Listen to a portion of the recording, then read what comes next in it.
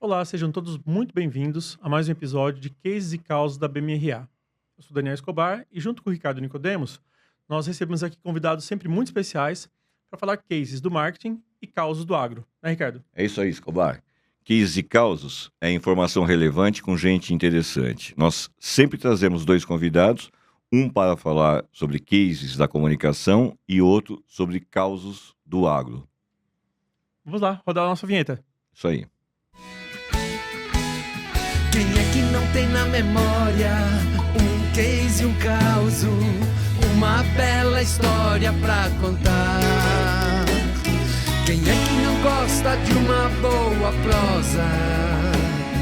Então é aqui mesmo seu lugar. Aqui você encontra o que quer, gente que fez e que faz, pra você falar e ouvir quando quiser. Tem diversão, informação e muito mais. Nomes de sucesso, grandes profissionais. No podcast da BMRA. Apresentação: Daniel Escobar e Ricardo Nicodemos. Cases e causos ABMRA. E vamos apresentando o nosso primeiro convidado. Ele é engenheiro de alimentos, agroambientalista, foi diretor de empresas, foi CEO de empresas do agronegócio e hoje tem uma atuação muito ligada ao agro e tudo que está relacionado à preservação e sustentabilidade. É também o secretário executivo do Consórcio Amazônia Legal e enviado especial para a COP30, que acontecerá em 2025. Marcelo, seja muito bem-vindo e é uma honra ter você aqui. E a gente quer ter um papo, uma prosa, você conte um pouco dessa questão ambiental do agronegócio para a gente. Honrado em estar aqui com vocês, Escobar, Ricardo também. É um prazer, cara. Vai ser um bate-papo bem interessante aqui. Legal. Muito bom. E o nosso próximo convidado, Ricardo, é o seu xará também, Ricardo, né? Também um profissional com mais de 25 anos de experiência.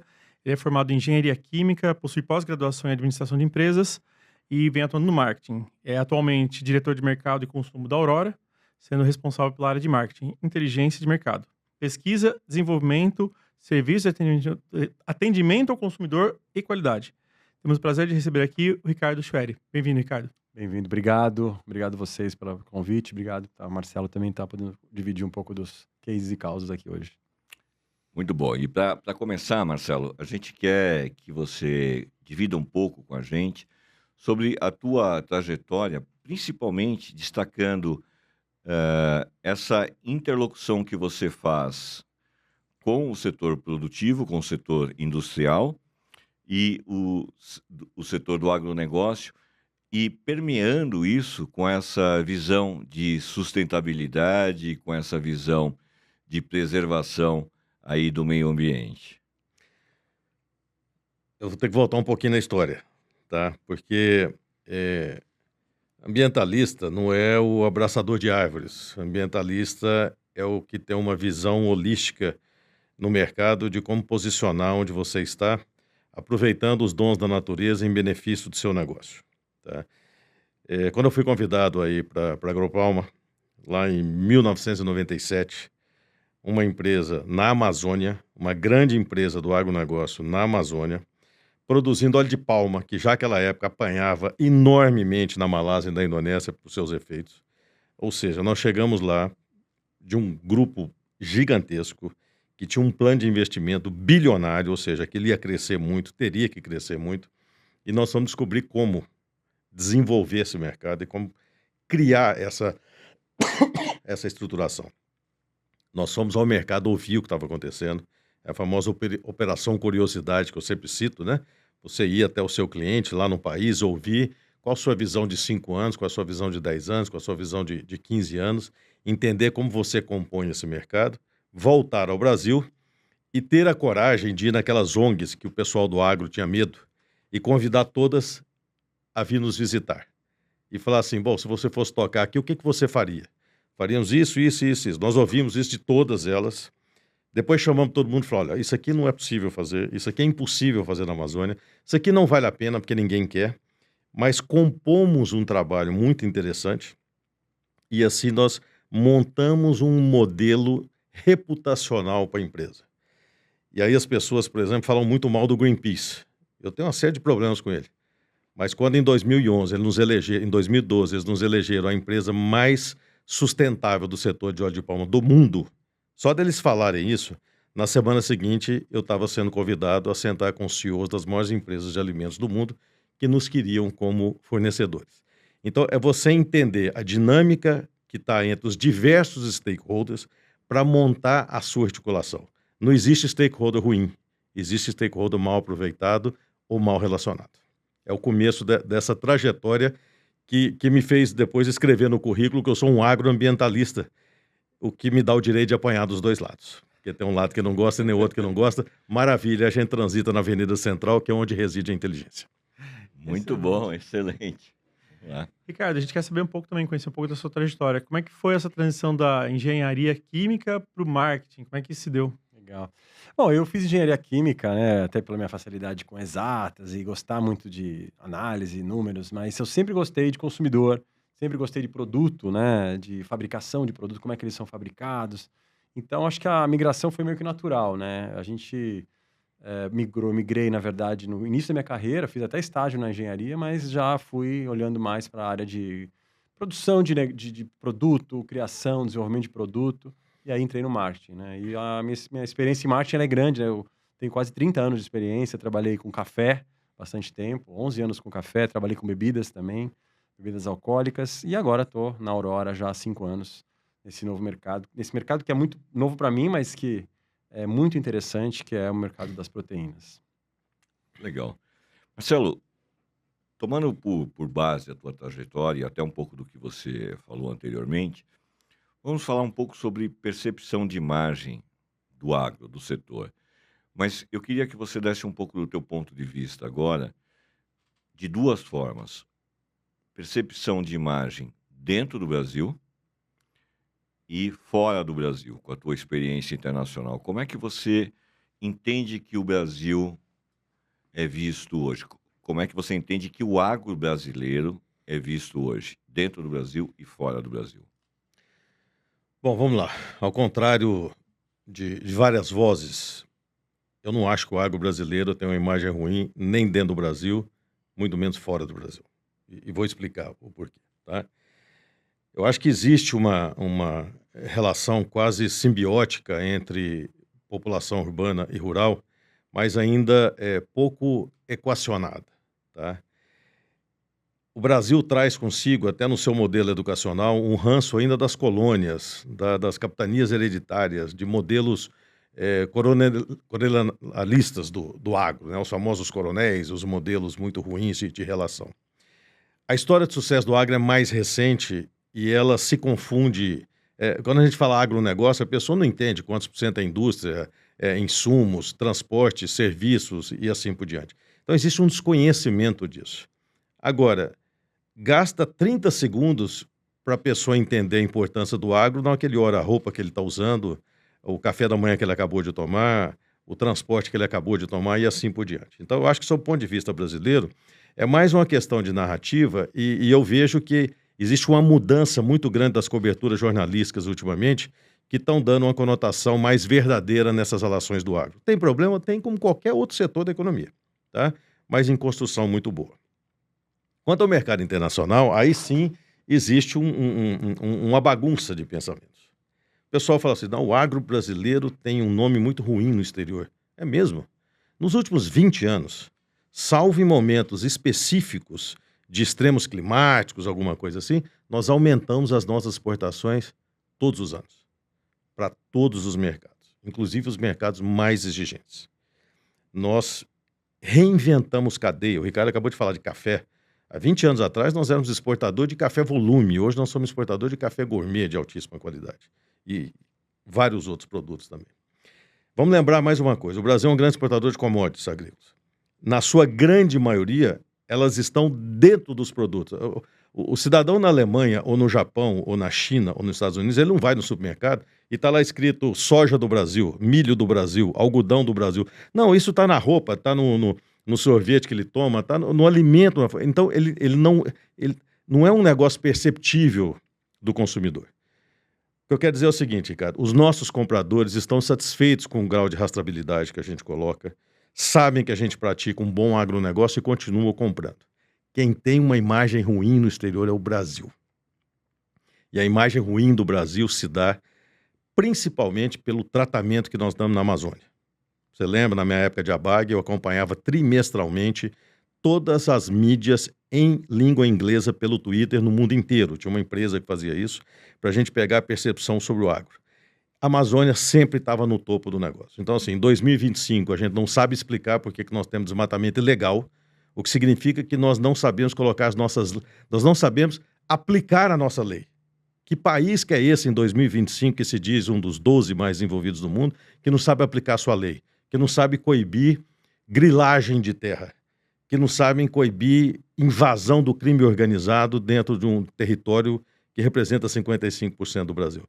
Então é essa imagem que contrasta com aquilo que a gente vem fazendo bem no setor econômico. Enquanto a gente não souber dividir isso, e enquanto a sociedade, de uma forma geral, incluindo o agro, não se fazer valer da sua pressão, do seu poder, para que o poder público se movimente e acabe com essas barbaridades, a gente vai continuar sofrendo essa dicotomia. Governos não se movimentam sem pressão. A pressão tem que ser nossa. O agro é o setor que mais sofre na economia brasileira por pancada, que não é dependente dele. É dependente da falta de atuação dos governos. Eu não estou falando do governo de plantão, eu estou falando do governo do Estado. Tá? O Estado brasileiro, os estados subnacionais, as prefeituras e aí por diante. Esses são focos da sociedade, não esquecemos disso. Ok, perfeito. Ricardo, ainda dentro do campo imagem, né? Estamos falando de imagem. E a Aurora passou recentemente por um reposicionamento de imagem, realizou um retrofit também. Como é que se deu a identificação dessa necessidade de mudança e como é que ela aconteceu? Legal. Eu vou falar um pouquinho da história da Aurora, né? Para quem o pessoal ainda que não sabe. A Aurora é uma cooperativa, né? É diferente de uma empresa SA, né? Ela é uma central de cooperativas, são 14 hoje, que reúnem mais de 150 mil famílias, sendo dessas 150 mil, mais de 80 mil produtores rurais. Produtores pequenos, né? Famílias que é o pai, a mãe, o filho, a filha. Né? Então, eles são pequenos, mas eles se uniram, né? Há mais de 50 anos atrás, em prol desse sonho de agregar valor à matéria-prima, que é o suíno, que é o frango, que é o leite que eles produzem. Então, a cooperativa Aurora, ela nasceu desse sonho de prosperar o campo, né? Então, o Marcelo fala muito isso, o agro tem essa imagem e tal, mas quando você vai e visita o esforço que essas famílias fazem para criar, né, ter uma criação de porcos, uma criação de suínos, uma criação de frangos, tem inverno, tem verão, é uma atividade que é 24 horas, né? O leite você tira todos os dias. Então, você vê a dedicação que esses pequenos produtores têm. E o que nós fazemos, que é transformar essa proteína em produtos de qualidade para o consumidor brasileiro apreciar, né, em forma de linguiça, de salsicha, de presunto, de empanado de frango. Então, essa história toda foi a base desse reposicionamento da Aurora. Nós começamos identificando qual que é o propósito da Aurora, né? E já estava muito claro ali, né? Nós fizemos só uma tangibilização, que é cuidar de cada um para despertar a prosperidade de todos. Que é esse trabalho de cooperando todos juntos, né? A Aurora, ela fornece ração, fornece o ovo, fornece o pintainho, fornece toda a tecnologia para o aprendizado desse pequeno produtor se transformar num empresário rural. Né? Então, esse cuidado, todo esse trabalho foi espelhado e foi a base da gente fazer essa mudança na marca Aurora. Então, a marca Aurora ela já vinha de um crescimento, né? Já estava até bem no mercado, até 2020, né? 2015. E aí nós fizemos uma modernização, né? Nós encaramos que a Aurora ela pode crescer além do que ela já tinha. Já tínhamos, obviamente, filiais comerciais em todo o Brasil, então já tínhamos uma boa capilaridade de distribuição, fábricas muito capacitadas. Precisávamos contar essa história e tangibilizar isso na marca. Então, a gente fez esse trabalho, né? Primeiro com um escritório de branding para redefinir esse posicionamento perante os concorrentes. E a partir desse posicionamento nós fomos...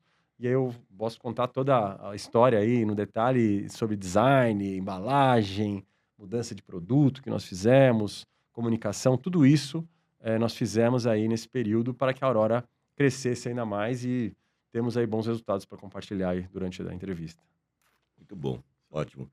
Marcelo, voltando um pouco sobre essa questão de imagem, é certo que algumas empresas, como em todo setor, mas especificamente no agro, você tem algumas empresas que não estão muito preocupadas com essa questão da sustentabilidade ou qualquer iniciativa nesse sentido.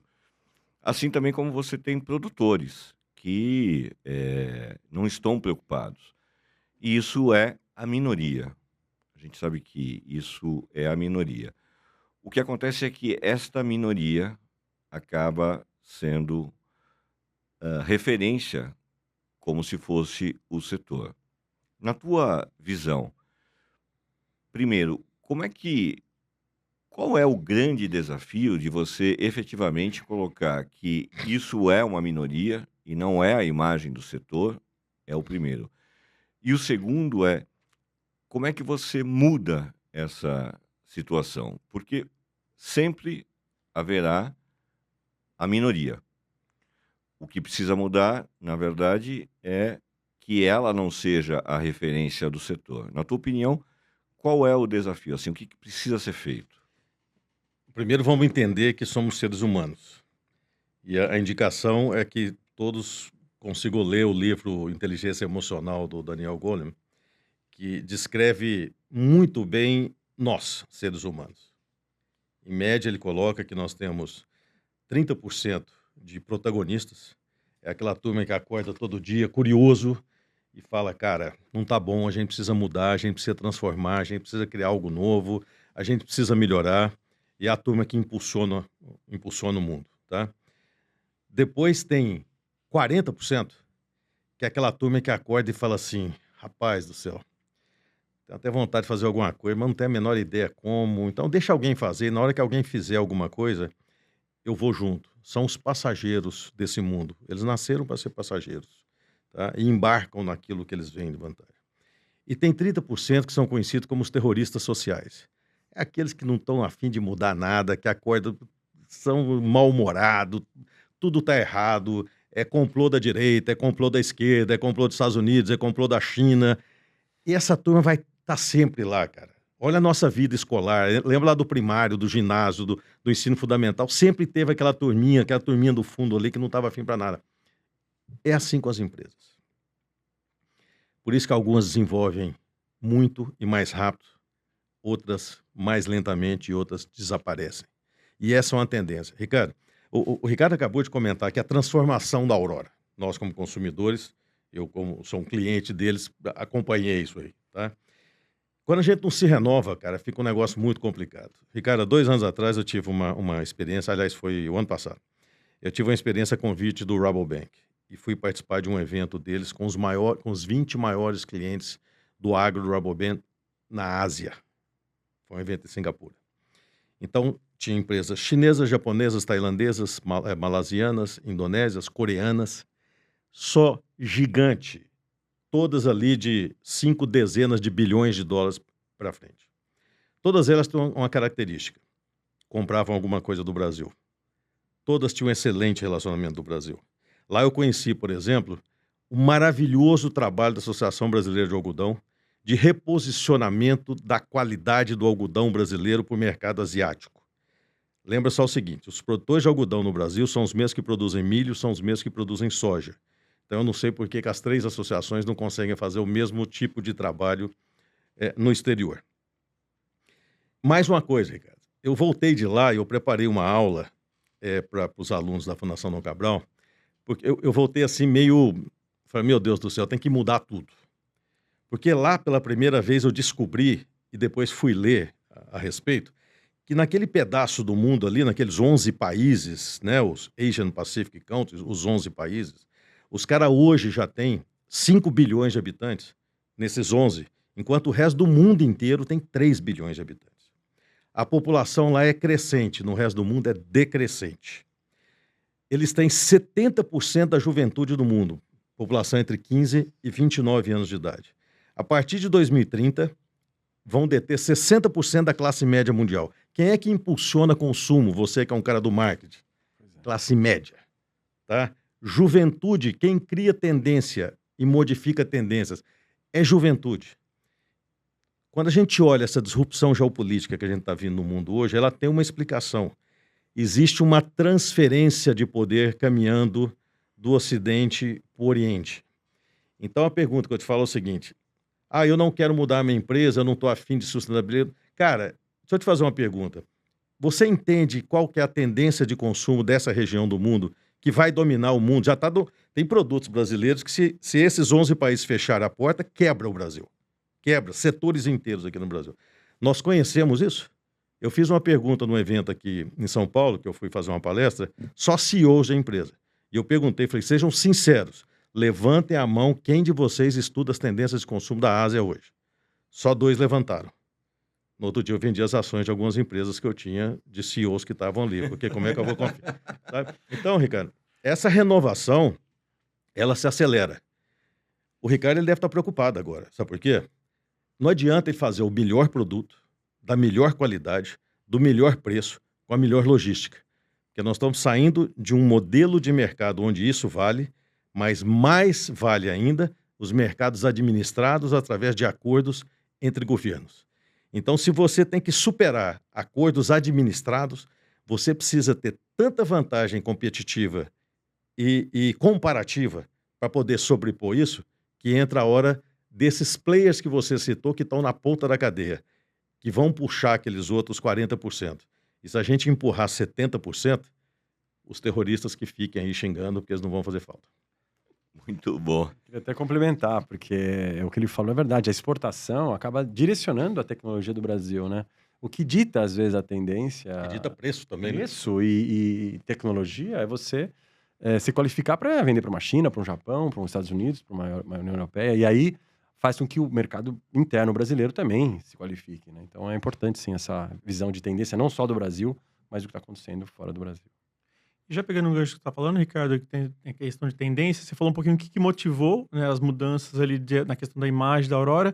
E a gente queria conhecer agora um pouquinho que você tinha falado dos detalhes. Escolha do retrofit de embalagens, as pesquisas que vocês fizeram, o que norteou e quais foram as principais decisões nesse percurso? Legal.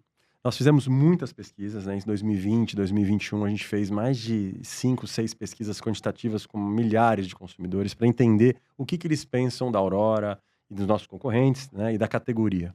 Então, ficava muito assim, a linguiça, uma marca tradicional, mas o que mais você fala da Aurora? Qualidade.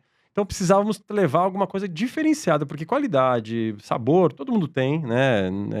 Isso é básico, você entregar um produto bom, qualidade, com procedência. Então, a história da Aurora, né, de ser uma cooperativa, temos que trazer isso pro consumidor enxergar. Então, foi essa a ideia, a gente falar de a Aurora desperta o melhor de mim, porque ela é feita por pessoas que entendem e que são apaixonadas por aquilo, porque elas vivem daquilo, né? É diferente de você vender uma matéria-prima e depois ficar só com esse lucro. Na Aurora, o produto final, o lucro, né, da operação volta para os cooperados, volta para os produtores. Então, empresa de dono, feita por gente que é apaixonada por isso, foi nossa ideia criativa, né? Então, nós fizemos primeiro nas embalagens uma mudança radical de novas fotos, mais Appetite Appeal. Nós crescemos a logomarca do Sol, que era pequenininha, grande, para mostrar o nascer do sol como despertar de um amanhecer, de um novo mundo. Então, o símbolo da Aurora. E aí, na pesquisa de embalagem, a gente percebeu, isso é por neurociência, que você pode escrever Aurora, mas pode escrever qualquer outra coisa, mas o sol é mais importante, às vezes, até do que está escrito, né? As 3 cores juntas, né? O laranja, o amarelo e o vermelho, fazem com que a Aurora seja reconhecida em qualquer lugar, em qualquer produto. Então, nós enaltecemos isso, fizemos mudanças, e aí trouxemos uma identidade visual nova, né? E depois seguida de uma campanha de publicidade nova também. Então fizemos parceria com 3 empresas, né? Uma de branding, depois a Narita de embalagens, e a FCB, que veio para nós com uma nova agência para transmitir tudo isso. Então a gente criou a campanha, a gente faz com gosto tudo que você gosta, que é a nossa nova slogan. A partir dali a gente trouxe toda a inspiração para os produtos. Então, vocês vão ver, quem quiser olhar no YouTube, né, reconhecer, que os nossos cooperados aparecem na propaganda falando do orgulho de fazer o produto da Aurora, né, e a gente mostra as embalagens. O Guga também, que foi uma pessoa importantíssima, né, um embaixador da marca por 10 anos, Ele também faz tudo com o coração, então tem uma propaganda dele fazendo o coração na quadra de Roland Garros deitando ali como um dos símbolos de fazer com o coração aquilo que se faz de melhor. Então, tudo isso foi com que a gente foi fazendo essas campanhas e indo para a mídia, que era uma coisa que não era muito comum, né, na cultura da cooperativa de se expor tanto, né? Então, a gente convenceu aí o presidente, toda a diretoria na época, a investir em propaganda, né? Porque é um produto de giro, de consumo rápido. O consumidor não faz uma compra a cada ano, faz compra todo mês, toda semana. Então, a gente tinha que estar na mídia por mais tempo. Então, também uma outra postura que a Dora adotou foi estar mais presente na mídia, no ponto de venda e com ações para que o consumidor fixasse essa mensagem. Eu posso pegar um gancho Claro. aqui? Cara, Com certeza. isso é um trabalho profissional, isso é um negócio de primeira linha. Ricardo está malhando nesse negócio da marca Brasil há muito tempo, tentando levantar um espectro diferente aqui da nossa turma. Já imaginou, se em vez dele fazer estudo, ele sentasse ali no conforto da sua sala e falasse assim, olha, nesse segmento, nesse, eu sou líder. Ou seja, se você não comprar de mim, consumidor, você tá lascado, cara. Porque eu sou o cara. Eu sou o bom nisso aqui. Então, ou você compra de mim ou você tá danado. Onde é que ele estaria hoje, né? Nós temos alguns setores do agro brasileiro que é assim, olha, se a China não comprar do Brasil, vai morrer de fome. Se a Europa não comprar tal produto de nosso, vai passar fome. Gente, não existe esse processo calcado em escassez no mundo. Tá? Quando você tem esse nível de arrogância com o seu cliente, o que você manda para ele é o seguinte sinal: procure outro porque eu não sou confiável. Tá? E o cliente geralmente procura. Quando acontece um estrago, vamos olhar um estrago danado aqui, quando a Rússia invadiu a Ucrânia e a Alemanha rompeu relações com a Rússia, eu vi muita gente aqui no Brasil, artigos publicados dizendo o seguinte: acabou a Alemanha, porque a Alemanha sem o gás russo, né, 90% era gás russo, a Alemanha sem o gás russo não existe como potência industrial. Bom, passados esses anos, não compra 1 metro cúbico de gás da Rússia. Gerou inflação, gerou problema, gerou desemprego, gerou um monte de coisa. Mas eles superaram e evoluíram. Então, a gente precisa ter inteligência emocional e a inteligência de marketing que falta no Brasil. É planejamento estratégico de marketing e comportamento de mercado para mostrar o seguinte: China, nós somos um fornecedor importantíssimo para você. A gente sabe que tem outros, mas a gente quer fazer o melhor para você. Em vez de chegar na mídia e falar assim, não, para de vender para a Europa, vamos vender para a China, porque lá ninguém está afim de desmatamento. Você acha que o jovem chinês gosta de ser visto como alguém responsável por desmatamento de floresta tropical em qualquer lugar do mundo? É o cúmulo do absurdo você pensar um negócio desse. Então, quando a gente fala nessa estruturação de marca Brasil, é posicionamento inteligente, estratégico de colocação, onde aquele cliente vai sentir a necessidade de ter o seu produto e não a obrigatoriedade de comprar de você, porque senão ele passa fome. Quando a gente inverter isso, e algumas cadeias inverteram, café inverteu isso maravilhosamente, açúcar e álcool, celulose de forma brilhante, algumas frutas, trabalho feito pela Abrafruta na área de manga, na área de melão, na área de papaya, é um negócio assim maravilhoso. Nós temos exemplos no Brasil disso aí, mas algumas cadeias ainda insistem em se colocar que eu sou necessário para o mundo e sem mim o mundo não existirá. Nesse jogo de mercado administrado, se virar, aí nós vamos descobrir rapidamente que não é bem assim o caso. E aí é por isso que precisa dessa inteligência mostrada aqui no B2C, que a gente precisa aprender a fazer no B2B. Excelente. Excelente, muito bom. Bom, pegando esse gancho, Marcelo, o Choeli nos falou sobre pesquisa. A base desse grande reposicionamento foi pesquisa.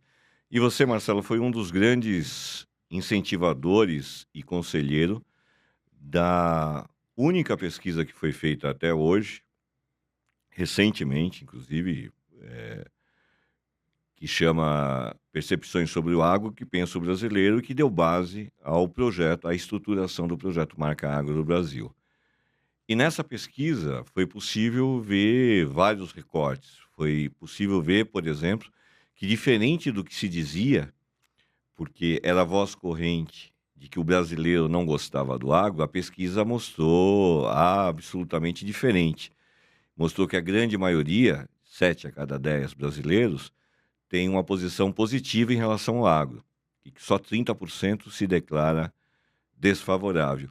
Mas que também esses 70% dos brasileiros querem ouvir as histórias do agro, porque o agro não conta as suas histórias. Baseado nesse dado, baseado na tua experiência, inclusive acompanhando essa pesquisa. A pesquisa foi lançada na Fundação Dom Cabral por tua iniciativa. Nós temos um grande desafio do agronegócio de se comunicar bem, baseado nessa pesquisa, por exemplo. Contar ao brasileiro, de fato, o que é o agro. Mas não com aquele discurso de que eu planto para você comer. É contraproducente isso. Você afasta. É a estratégia que a Aurora efetivamente fez. Então, ela mostra todo o cuidado, ela mostra o que o produtor faz, mostra esse espírito de cooperativismo. Falta isso em nós. Só que nós temos, de certa forma, um desafio entre mostrar a questão dos ganhos econômicos, porque hoje o agro ele é a locomotiva do país e vai continuar sendo o setor que mais tem perspectiva de crescimento. O Brasil ele é vocacionado ao agronegócio. Então, você precisa mostrar essa questão dos ganhos econômicos, porque isso é importante, mas, ao mesmo tempo, você tem que mostrar que o agro ele está caminhando no sentido de você ter a sustentabilidade. Você tem grandes iniciativas no Brasil que não são apresentadas, que não são mostradas. Como é esse desafio, na tua opinião? Mostrar o ganho econômico, mas sem mostrar essa arrogância, mostrar as iniciativas de sustentabilidade e colocar nessa comunicação a imagem do pequeno produtor, da produtora, que acorda de madrugada para ordenhar, que acorda de madrugada para poder tratar a plantação de café, para criar o suíno, o frango, que trabalha 7 dias por semana, 365 dias por ano, não tem férias, e que, através dessa família do campo, é que a família da cidade sobrevive. Como é que nós fazemos isso? Bom, nós temos um problema histórico, né? De classificar a família do agro como o Jeca Tatu. Olha os desenhos, o Chico Bento. Exato. Nós temos um histórico disso aí. Vamos dar uma olhada de como funciona hoje, tá? A vasta maioria dos centros de pesquisa e universidades que pesquisam e desenvolvem as tecnologias no agro no Brasil estão nas cidades, feitas por cientistas que moram nas cidades. Essa tecnologia é transferida para o campo, produz lá suas matérias-primas, que são processadas aonde? Nas cidades. A indústria brasileira hoje processa aproximadamente 60% de tudo que a gente produz no agro, excluindo aí aqueles produtos que são de consumo in natura, tá? Ou seja, nós temos uma participação gigantesca da indústria. Quando a gente fala em agronegócio, as pessoas não sabem que 70% é fora da porteira. É indústria, é serviço e assim por diante. E a menor parte, 1/3, é o que está dentro da porteira. Então, assim, é uma requalificação desse processo que está em andamento. Quem acha que não está em andamento, eu convido para ir a Barretos agora, 420 quilômetros de São Paulo, pega o carro, vai para lá, está acontecendo a festa do peão no boiadeiro, e você vai ver uma cidade de 100 mil habitantes recebendo, em média, 100 mil pessoas por dia durante 10 dias. 1 milhão de pessoas passando. Segunda-feira passada, só para fazer a ligação do agro com a família, sob o ponto de vista que a gente enxerga na visão conservadora no Brasil, nessa segunda-feira teve uma apresentação, um show do Frei Gilson, lá em Barretos. Tinha 50 mil pessoas dentro do estádio, mais 10 mil assistindo por telões do lado de fora. Numa segunda-feira. na última segunda-feira. Então, a gente falar que essa relação não existe é errado. Agora, como a gente movimenta esse processo, não é no marketing puro da venda de um produto, mas é de um conceito que traga a população para esse movimento. Olha o que a gente tinha de turismo rural há 20 anos atrás e olha o que a gente tem de turismo rural agora. É um negócio, assim, muito grande que está acontecendo. E aí, Ricardo, a gente pode até deixar para explorar um pouquinho mais. A gente precisa fazer uma ligação desse grande evento que ocorrerá no Brasil esse ano, que é a COP30, mas mais do que o evento em si, porque o evento, cara, começa, são 12 dias, acabou, a turma vai embora. Mas o que acontece depois disso? Existe uma oportunidade posta que o agro brasileiro ainda não enxergou, ou pelo menos a maioria dos setores. E aí vem um desafio maravilhoso para aquilo que o nosso enviado especial para o agro, o ex-ministro Roberto Rodrigues, está chamando de um fórum de agricultura tropical regenerativa. Veja que não é um fórum de agricultura tropical brasileira. É tropical só. E aí a gente pode estender nessa oportunidade dos próximos 4 anos. E aí talvez numa próxima rodada a gente pode entrar nisso aqui e a gente vê como é a grande chance da faixa tropical ganhar um protagonismo que nunca teve no cenário econômico mundial. Excelente. Bom, a gente falou muito agora das ações, né? Chegou a vez da gente ver os vídeos, ver aí como é que se aconteceu essa mudança, como é que se concretizou através do audiovisual. Nós vamos ver 2 vídeos produzidos aí pela equipe de comunicação da Aurora e que foi ao ar recentemente. Produção, coloca pra gente, por favor. A aurora significa o começo de um novo dia. Por isso ela não para de se renovar. Agora, com novas embalagens, a Aurora tá ainda melhor. Tudo feito com gosto por mais de 100 mil famílias da nossa cooperativa. Veste tênis, Guga? Ué, também tô me renovando. Aurora, a gente faz com gosto tudo o que você gosta. Ricardo, como é que se deu ali essa parte toda de... Você já falou um pouco, né, que teve uma escolha, eu acho que foi uma escolha muito determinada pelo valor, né, então é um valor intangível que é dos cooperados, da origem, de uma coisa feita de pessoas para pessoas, eu acho que tudo isso você já trouxe muito bem. Como é que foi concretizar isso em materiais audiovisuais como esses que a gente viu? Então, é um desafio porque são 30 segundos, né? Você imagina que em 30 segundos você precisa falar do portfólio de produtos, da mudança da embalagem, das categorias, né? E a primeira coisa que um comercial precisa ter é provocar fome, né? Provocar vontade de experimentar. Então, e depois a gente tem que falar do nosso cooperativismo. Então, foi um desafio, em 30 segundos a gente conseguir inserir, né? Mas a gente quis muito inserir os cooperados. Esses não são atores que estão ali, são cooperados, são representantes das famílias que estão ali tomando um café com o Guga lá no campo. E depois, no segundo filme, também mostra eles no laboratório, no campo. Fala da tecnologia, que é muito importante, né? Como o próprio Marcelo falou, hoje o agro não é o Chico Bento, não é a roça, são empresários que têm tecnologia, eles têm tudo na palma da mão, aplicativos, eles têm painéis solares. A sustentabilidade é aliado deles, né? Imagina que eles querem que o suíno, o porco, a galinha, a vaca fiquem felizes, né? Quanto menos eles tiverem estresse, tiverem problemas, doenças, isso vai piorar ainda mais a produtividade. Então, eles estão interessados em tudo isso. Então, a gente conseguiu colocar de uma forma divertida, leve, né, na propaganda. E depois exploramos isso no site, nas mídias sociais. Tem todo um desdobramento de outros materiais para que a gente explique depois essa história dentro de ambientes que permitam a gente fazer isso, né? Uma coisa também que eu gostaria de ressaltar, que nessa mudança da marca, a gente fez uma divisão da marca institucional da marca comercial. Até então, em 2020, a Aurora era a Aurora. A mesma logomarca era a empresa, a cooperativa e a marca comercial. Então, nós fizemos essa divisão. Hoje nós nos autotitulamos Aurora Coop. Nós colocamos o Coop na nossa marca institucional. E ela é a nossa referência como marca de empresa, no B2B, na relação com o governo, na relação com os órgãos oficiais. E a Aurora marca é a marca do consumidor. Então, essa divisão foi importante também para criar uma certa lógica de comunicação e de posicionamento de Aurora Coop e Aurora. A Aurora também tem outras marcas, como Alegra, Peperi, Nobre, agora nós tivemos a aquisição da Grã-Mestre, uma marca de queijos finos. Então, a Aurora Coop ela é o guarda-chuva de todos esses produtos e marcas que se relacionam aí sim com o consumidor, né?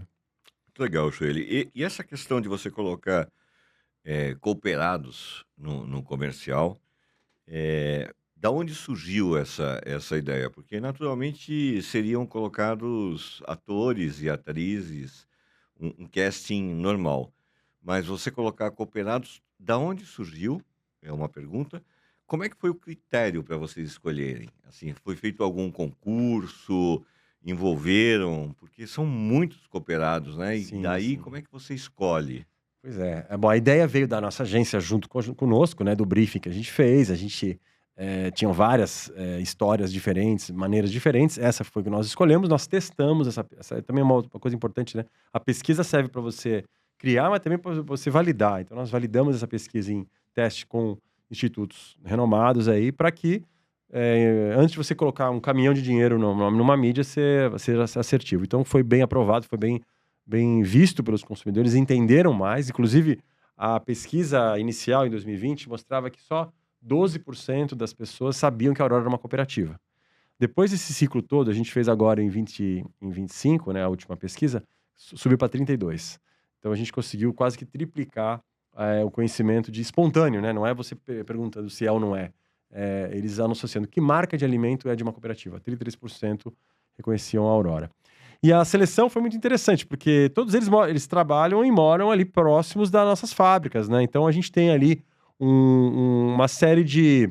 um cadastro de vários cooperados que participam, né, das atividades da Aurora. A gente tem a Fundação Luiz Bodanese, que é o nosso fundador, com casamentos coletivos, com festas. Então a gente tem um mailing, vamos dizer assim, uma relação, e aí a nossa comunicação social entrou em contato com vários delas, ó, precisamos de uma criança, precisamos de uma mãe, de um pai e tal, e cada um foi se candidatando, e fizemos, obviamente, um mini casting ali, e aí eles entraram espontaneamente, né, no final de semana, foi gravado esses comerciais e gostaram muito, né, isso é um orgulho depois para eles, né, as pessoas que aparecem, elas já estiveram, eu já estive com algumas delas, elas agradecem até muito a gente por terem escolhido, né? Mas é voluntário e a gente depois faz, obviamente, baseado no roteiro do filme. Excelente. Marcelo, vamos voltar no assunto COP, que a gente já começou ali a entrar um pouquinho, vamos aprofundar um pouco mais. E falando do agro, com certeza a COP realizada no Brasil, num estado da Amazônia Legal, é uma baita oportunidade, uma baita vitrine, o mundo vai estar olhando para o Brasil nesse momento, e certamente nós temos grandes oportunidades, mas também tem riscos, né? Se a gente de repente não conseguir passar bem algumas mensagens, ou de repente tropeçar em algumas questões de planejamento, também tem riscos. Como é que você avalia ali o balanço entre riscos e oportunidades pensando nessa COP no Brasil? Semana passada eu li um artigo de uma pessoa importante falando que um erro brutal do Brasil fazer essa COP, a gente estava dando espaço para que os críticos viessem aqui para bater no Brasil. Bom, eu só queria saber como é que você ganha mercado sem se expor, tá? Como você amplia mercado sem se expor. Eu acho que é uma oportunidade maravilhosa de trazer essa turma e ter essa turma aqui dentro para uma conversa séria.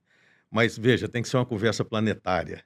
Se a gente for falar que a gente tem o melhor código florestal do mundo, aí eu ouvi alguém responder e falar assim, mas vocês só implementaram 3% nesses últimos... Aí é conversa perdida, né? É que nós somos os maiores do mundo, os mais sustentáveis do mundo. Se a gente for nessa conversa ufanista, nós vamos perder tudo. Mas se a gente trouxer essa turma e conversar e mostrar que nós somos um player importante, que a gente pode ampliar essa importância numa parceria ganha-ganha com eles, que a gente tem condição de ser disseminador das tecnologias tropicais que foram aqui difundidas, aí eu entro naquele campo que eu falei das oportunidades. Olha só, agricultura, pecuária, alimentação de uma forma geral, nunca entrou nas discussões da Convenção de Clima em todas essas COPs até o Egito. No Egito, na COP de Sharm el-Sheikh, que foi a COP 26, salvo melhor juízo, ou 27. Foi a primeira vez que se falou sobre sistemas alimentares, tá? Não é agricultura e pecuária. Sistemas alimentares. insumo antes da porteira, dentro da porteira, depois da porteira, consumo, desperdício na casa, ou seja, é o sistema inteiro, tá? Houve uma discussão grande, em Dubai foi lançado oficialmente o processo dos sistemas alimentares com assinatura de 165 países. Mas veja bem, foi lançado em um país dependente de petróleo, no Egito. Depois foi discutido em Dubai, que é fóssil.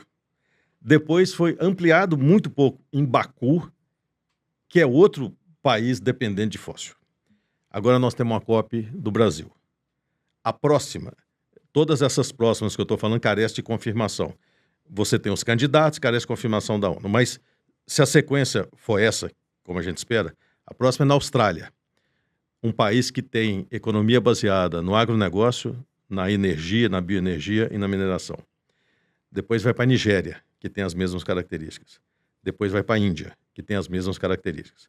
É a primeira vez na história que você vai ter 4 conferências internacionais, e hoje são as maiores do mundo, em 4 países da faixa tropical, que tem na produção de alimento, na produção de bioenergia, uma participação muito importante do seu PIB. Quando nós começamos a construir esse modelo de agricultura regenerativa aqui, nós entramos em contato com o pessoal da Austrália. Eles falaram, cara, já vamos construir isso aí. Se vocês fizeram um negócio muito bom, a gente pega, amplia. Então, por exemplo, na COP aqui de Belém, já tem um painel que nós vamos fazer, que nós propusemos para a ONU, estamos esperando a confirmação, mas é um painel que tem brasileiros e australianos já falando dessa transformação da agropecuária regenerativa para os próximos 20 anos. Por que para os próximos 20 anos? Gente, com a quantidade de inteligência que está aportando agora, inteligência artificial, ciência e tecnologia, nos próximos 20 anos nós vamos ver uma evolução na agropecuária mundial muito maior do que nós vimos nos últimos 50 anos da Revolução Verde. Então, assim, preparem-se, apertem os cintos, muita coisa vai acontecer. Ricardo, estou embarcando agora no próximo dia 5 para Abu Dhabi, para uma reunião monstruosa de inteligência artificial dos grandes data centers do mundo, mas como é que a gente acopla isso na produção alimentícia? É uma discussão assim super... Eu estou muito animado para ir participar disso, sou um dos poucos caras do agro lá sentado, e eu quero trazer essas visões, porque as transformações vão ser muito grandes. Imagina que transformações a gente pode fazer. A faixa tropical do mundo, lembre-se, nós já somos ali quase o maior fornecedor de alimentos, mas seremos o principal fornecedor de alimentos para todo o planeta, é a faixa tropical. Olha a liderança que a gente pode construir. Então, assim, não é só a COP de Belém, é o que a gente constrói a partir do dia 22, a COP acaba dia 21 de novembro. É o que nós vamos construir e entregar e se relacionar nas parcerias a partir do dia 22 de novembro com o resto do mundo. Muito bem, ótimo. Bom, Sueli, eu tenho 2 questões aqui para colocar para você. A primeira delas fala-se muito sobre o bem-estar animal. E esse é um dos pontos que se fala sobre pecuária, o cuidado, o tratamento e tudo mais. E recentemente a Aurora comunicou um investimento nessa frente de bem-estar animal e nessa rota. O que você imagina que isso vai agregar na imagem da Aurora enquanto marca institucional?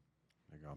Bom, a Aurora realmente ela anunciou esse investimento e ela também reportou o que ela já fez, né, toda essa história passada, né, desde 2020, mais de R$1 bilhão que a gente está colocando em treinamento, em técnicas de manejo dos animais, que vão muito além do que a legislação já preconiza, né? Já existe uma legislação sobre isso, e faz com que a gente se posicione como na vanguarda desse tema, que é um tema extremamente importante. A Aurora, o produtor rural, ele tem o maior interesse de que o animal não sofra, que ele esteja sendo trabalhado, sendo cultivado de uma forma eficiente e com o maior conforto possível, né?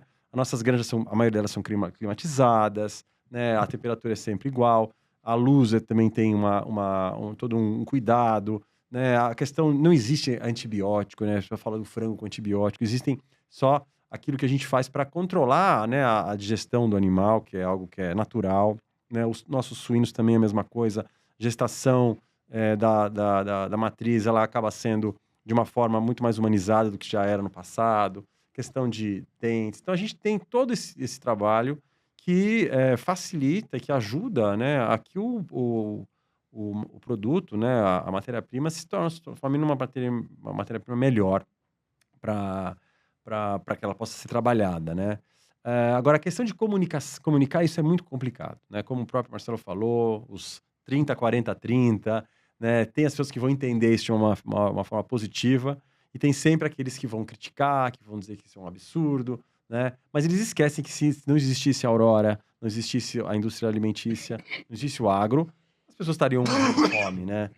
Não existe essa questão de que se todo mundo se converter para veganismo, isso não seria nada sustentável. Porque para você ter a quantidade de proteína que você precisa ingerir no seu corpo, nada melhor do que comer a própria proteína animal, que concentra a proteína vegetal, e você consegue, de uma forma sustentável, comer menos do que você precisar comer, né, quilos e quilos de vegetais para ter na mesma fonte nutricional. Então, assim, já foi provado, né, de que o consumo, né, consciente, obviamente, dos nossos produtos é algo que não é nem essencial e faz parte do desenvolvimento do planeta, né?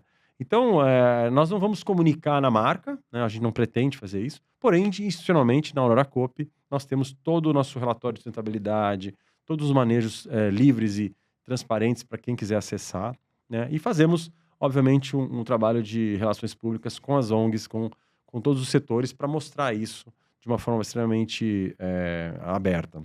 Inclusive, clientes nossos também, principalmente os clientes de multinacionais, né, clientes como Carrefour, como Pão de Açúcar, Açaí, Atacadão, são os principais aí também, porque tem também essa questão global.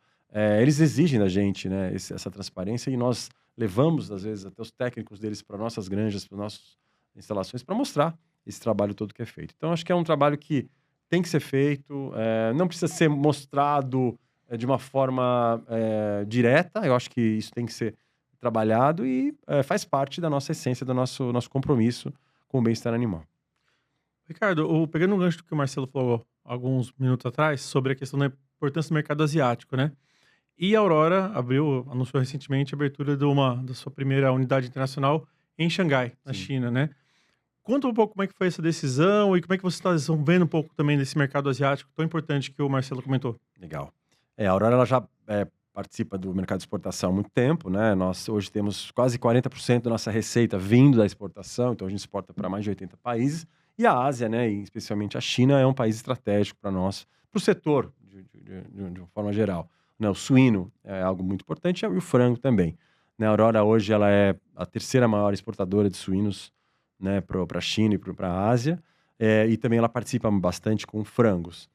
A decisão de fazer essa internacionalização vem justamente de você agregar mais valor ao produto brasileiro. Né? O nosso produto ele é exportado na maioria, né, mais de 90%, ele é in natura, congelado, e ele vai servir de matéria-prima para os produtores lá, né, para as indústrias da Ásia trabalharem ou no food service, né, ou em produtos também que eles vão processar. Então, não se vê a marca Aurora nos supermercados da Ásia, se vê sim no restaurante, no fast food, né, porque ele é processado. Então, essa internacionalização, ela visa agregar valor, e nós começamos a prospectar lá na China convertedores, né, distribuidores, não distribuidores, mas convertedores que possam, aí sim, produzir um produto que é feito aqui no Brasil, só que feito por lá. Né? Nós exportarmos industrializados hoje para os países, o protecionismo ainda é muito grande, né? Existem, assim, barreiras muito grandes, então, aí envolve um pouco a questão política, né? De defesa do território. Então, a gente tendo um escritório lá e começando a trabalhar a prospecção lá, vai fazer com que a gente possa cortar elos da cadeia, obviamente, e também vislumbrar um lançamento de uma marca, né, no mercado da China de produto acabado, não só de matéria-prima. Né? Então, acho que essa é um pouco da nossa intenção. É um primeiro passo. Isso é um plano estratégico aí de muitos anos para que a gente possa desenvolver. Sabemos que nossos concorrentes já têm esse movimento já feito há muito tempo atrás, então a gente está agora fazendo esse movimento também para que a Aurora possa agregar mais valor e trazer mais divisas, obviamente, para o Brasil. Legal. Marcelo, há algumas décadas, as mudanças demoravam muito tempo para acontecerem. Depois do efeito da pandemia, tudo virou digital, as coisas se amplificaram, crescemos 5 anos em apenas um ano, o que era previsto a crescer de inovação aconteceu em um ano. Olhando para o futuro, vamos pensar daqui a 10 anos, no ritmo que está acontecendo hoje, como é que você vê a imagem do agro brasileiro daqui a 10 anos, considerando tudo isso que nós estamos vendo hoje? Como é que você vê a imagem do agronegócio brasileiro no Brasil e no exterior? Ouvindo aqui o Ricardo, ele não deve nem saber disso, ele é PhD em metanoia nos negócios. As agências que ele contratou, todas são PhDs em metanoia. Metanoia é um princípio de pensamento que, quando aplicado em negócio, divide em corpo, mente e alma. O corpo, no caso do negócio, é a sua indústria, é a sua fazenda, é a qualidade dos seus equipamentos, é a tecnologia que você está acoplando, é aquilo que você compra com o dinheiro para colocar ali dentro. A mente é o que movimenta, é o que cria estratégia, é que cria essas vantagens comparativas, competitivas, que chamam a atenção. E a alma é o que entrega o seu propósito, os seus cooperados que você colocou nas suas propagandas, na integração da sua comunidade. Na hora que a gente fizer esse mesmo trabalho aqui no Brasil, mostrando que nós temos um corpo maravilhoso de uma agricultura e pecuária que evoluiu monstruosamente, as pessoas não se tocam do avanço tecnológico da pecuária brasileira só com o boi China. Só com o boi China. A China não chegou aqui e perguntou se a gente tinha financiamento para isso, se o produtor queria vender boi com 30 meses ou não. Eles não perguntaram nada, eles só falaram o seguinte: a partir de agora eu só compro assim. E provocou uma estruturação, uma reestruturação monstruosa. Então, na hora que a gente equilibrar isso e lembrar que a alma lá na ponta, a alma significa o quê? São as populações das cidades que, em muitos casos, em regiões, o agro desenvolveu bastante, mas nós não conseguimos impressionar, vamos dizer, o poder público a melhorar a gestão para que, tal qual cresceu dentro da porteira ou da indústria, você melhorasse em gestão pública e traduzisse para a população. Na hora que a gente enxergar essa denominação, nós vamos dar um salto gigante. Alguns setores estão fazendo isso. O setor de mineração está olhando todos os municípios mineradores do Brasil que recebem o CEFEM há muito tempo, né, que seria o royalty da mineração, e entender por que esses municípios não evoluíram. Já entendeu por quê? É uma questão de gestão pública. E a decisão agora é como influenciar na gestão pública para que essa atividade econômica seja impactante no desenvolvimento para valer dessas populações. Isso é a incorporação da alma dentro do seu negócio. Se o agro brasileiro souber fazer isso, a gente vai explodir. Aí, quem sabe, um dia a gente não precisa ter um Ministério da Agricultura Familiar e um Ministério da Agricultura. Um absurdo, eu não conheço outro país do mundo que tem isso. A gente só precisa do Ministério da Agricultura, que, se trabalhar com corpo, mente e alma, entrega tudo aquilo que a gente espera num setor tão importante como esse aqui no Brasil. Ok. Perfeito. A gente está encaminhando para o final, e antes da gente ir para o encerramento, Ricardo, eu queria fazer uma pergunta para os dois, que eu acho que talvez a gente tenha passado por esse tema sem ter mencionado, mas que é talvez um processo de descomoditização, né? Ou de agregar valor à commodity. Acho que talvez seja mais, né? Em vez de descomoditizar, talvez agregar valor, que é o que o Ricardo faz, né? Quando ele traz ali os valores intangíveis para a marca. Acho que quando você traz a questão de você pegar produtos como você citou, como café, né? E você, né, exportá-lo como gourmet, é uma questão de você agregação de valor. Esse é um caminho, vocês enxergam esse caminho para o Brasil, para você ampliar e abrir mais mercados, agregando valor às nossas commodities? Com certeza. Acho que esse é um grande caminho que já está sendo adotado por várias categorias de produto, né, no alimento. Vou citar aqui alguns, né? O café já é claro, né? As cápsulas, todo o trabalho dos cafés especiais, mas no nosso caso, né, a gente tem buscado nichos, que não são nichos, são produtos com maior valor agregado para ocasiões especiais, né? Então, você vê hoje uma linguiça, você faz a linguiça de churrasco, você tem a linguiça saborizadas. A gente criou a nossa marca Aurora Premium, que é uma linha de produtos especiais para um churrasco especial, um ancho especial temperado. A gente tem produtos que agregam a conveniência de estar já temperado com o sabor diferenciado. Então, o consumidor quer isso, né? A gente vê pós-pandemia o que aconteceu com o consumo dentro de casa, né? As pessoas que não podiam sair de casa descobriram a gastronomia, descobriram o jeito de fazer coisas diferentes do que o dia a dia, né, do prato do brasileiro. Então, isso abriu um leque de oportunidades para a gente trazer produtos que agreguem em valor, né, em produto de indulgência, mas também de conveniência, algo mais prático, porque as pessoas não querem também ficar muito tempo paradas na cozinha preparando o alimento. Então, descomoditizar é algo que a gente busca muito, porque você agrega valor, gera mais margem, investe mais, se torna mais saudável financeiramente para poder até fazer mais investimentos. Né? A indústria que está comoditizada hoje, ela está fadada a ficar estável, né? Estagnada, é uma guerra só de custo. Então, eu acho que é o caminho para a maioria das empresas, descomoditizar, criar valor, né? Doses menores também, que é algo que é muito importante, né? Pequenas embalagens, que fazem com que a gente possa também trabalhar essa questão. Então, a agregação de valor hoje é prioritário para a Aurora e para todas as indústrias do Brasil. Esse é o maior desafio brasileiro. Como cortar os privilégios, as proteções. Nós continuamos sendo um país fechado. Raríssimos os países do mundo têm um saldo de balança comercial no setor de alimentos como o nosso. A gente quer vender para todo mundo, mas não quer comprar de todo mundo. A gente não aceita competição externa. Sempre tem os grupos de apoio lá em Brasília puxando a viúva para fazer a sua proteção. Então, esse grau de avanço de agregação de valor e talvez de exportação de produtos acabados, nós só vamos conseguir o dia que a gente abrir a nossa economia. E nós não conseguimos fazer isso até hoje. Quando tem algum problema de safra, a gente faz por um período a gente elimina ali as tarifas de importação. Por que será que a Alemanha é o maior importador e o maior exportador de café do mundo, né? Porque traz cafés no mundo inteiro e aí produz os blends adequados para todos os outros países do mundo. Por que nós não podemos fazer aqui no Brasil? Porque é proibido importar café. Só em condições especiais você pode fazer isso. Então nós poderíamos ter as maiores fábricas de cápsula do mundo aqui dentro, porque a base maior do café mundial está aqui. Mas nós não temos porque é um setor fechado. E tantos outros que nós temos. Tá? Então, esse é um exercício em andamento. E eu espero que a gente acelere esse exercício em andamento.